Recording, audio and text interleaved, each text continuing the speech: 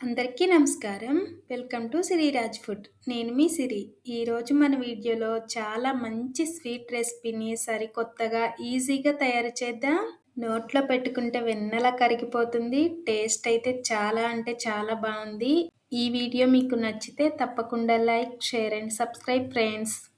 దీనికోసం ముందుగా ఒక మిక్సీ జార్ తీసుకొని 1 కప్పు ఉప్మా రవ్వ, బొంబాయి రవ్వ అంటాం కదా, సూజీ రవ్వ అని కూడా అంటారు. ఆ ఉప్మా రవ్వని 1 కప్పు వేసుకొని కొంచెం మెత్తగా అయ్యేలా మిక్సీ పట్టుకోవాలి. ఇలా మన వీడియోలో చూపిస్తున్న విధంగా రవ్వ ఉంటే సరిపోతుంది. దీన్ని పక్కన పెట్టేసి గ్యాస్ మీద కళాయి కానీ గిన్నె కానీ పెట్టుకొని 1 కప్పు రవ్వకి 2 కప్పుల పాలు పోసి పాలు ఒక పొంగొచ్చే వరకు మరిగించుకోవాలి. మనం పెట్టిన పాలైతే ఒక పొంగొచ్చినాయి కదా. ఇప్పుడు మనం ముందు మిక్సీ పట్టి పెట్టిన బొంబాయి రవ్వని వేసి gas medium to high flame adjust చేసుకుంటూ రవ్వ ఉండలు కట్టకుండా కలుపుకోవాలి. రవ్వ పాలల్లో మంచిగా ఉడికిపోయి ప్యాన్ నుంచి సపరేట్ అయ్యే వరకు దీన్ని ఉడికించుకోవాలి. టేస్ట్ బ్యాలెన్స్ చేయడానికి కొంచెం ఒక చిటికెడు ఉప్పు వేయాలి. ఏ స్వీట్ అనే కాదు, ఏ స్వీట్లోనైనా కొంచెం ఉప్పు వేసామంటే స్వీట్ టేస్ట్ అనేది బాగుంటుంది. మన ఛానల్లో ఇంకా మంచి మంచి స్వీట్ రెసిపీస్, స్నాక్ రెసిపీస్ ఈజీగా చేయగలిగేలా ఉన్నాయి. కుదిరితే ఒకసారి చూడండి. చూస్తుంటే రవ్వ అనేది కొంచెం దగ్గర పడింది కదా, ఇంకా దగ్గరగా వచ్చే వరకు ఉడికించుకోవాలి. గ్యాస్ సిమ్లో పెట్టి ఉడికించుకోవాలన్నమాట. దగ్గరికి వచ్చేసిన తర్వాత ఎక్కువ పెట్టామంటే రవ్వ అనేది వెంటనే మాడిపోతుంది. ఇలా ఉడికిన తర్వాత రవ్వని ఒక ప్లేట్లోకి తీసుకొని పక్కన పెట్టేద్దాం. గ్యాస్ మీద గిన్నె పెట్టుకొని 1 కప్పు రవ్వ తీసుకున్నాం కాబట్టి 1 కప్పు పంచదార, అలానే కప్పున్నర నీళ్లు పోసి దీనిని గులాబ్ జామున్ పాకంలాగా మరిగించుకోవాలి. ఈలోపు మనం ముందే తయారు చేసుకున్న రవ్వ మిశ్రమం ఉంది కదా, దాన్ని ఒకసారి మంచిగా కలుపుకోవాలి. కలిపేసరికి అయితే గులాబ్ జామున్ పాకంలా పంచదార పాకం రెడీ అయిపోయింది.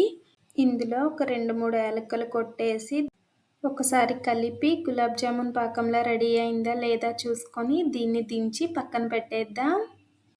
ముందు కలిపి పెట్టుకున్న రవ్వలోంచి కొంచెం కొంచెం తీసుకొని చిన్న చిన్న బాల్స్లా తయారు చేసుకోవాలి.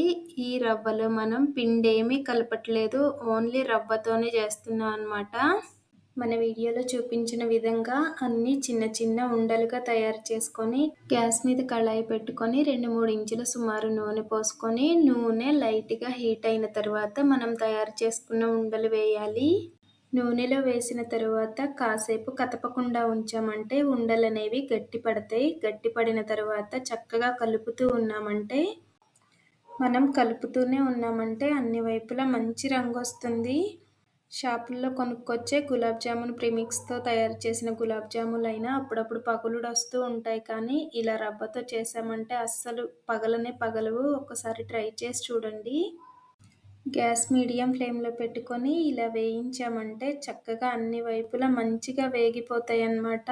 కలుపుతూనే ఉండాలి.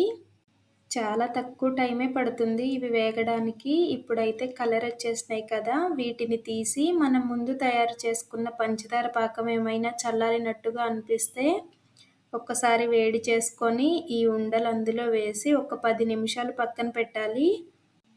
చూడండి, అసలు ఎక్కడ పగుళ్ళు కూడా రాలేదు కదా. 1 కప్పు రవ్వ ఉంటే చాలు, పిల్లలకి మంచిగా స్వీట్ అడిగితే అప్పటికప్పుడే చేసి ఇవ్వచ్చు.